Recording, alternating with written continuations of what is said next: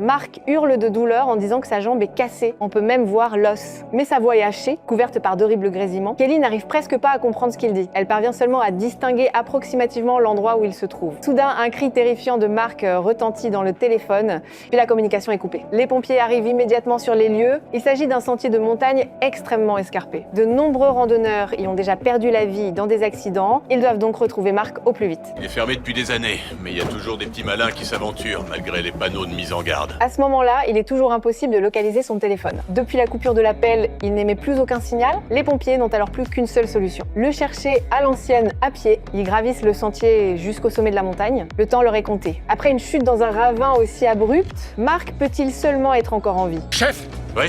il a dû basculer à ce niveau-là.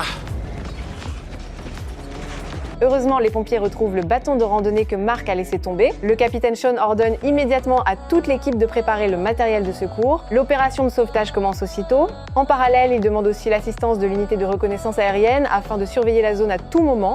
Très vite, Eddie et Cole attachent leur corde de sécurité et commencent à descendre lentement le long du gigantesque ravin. Face à cette montagne vertigineuse et dangereuse, tout le monde retient son souffle. Peu après, les deux pompiers atteignent enfin le fond du ravin, mais aucune trace de Marc.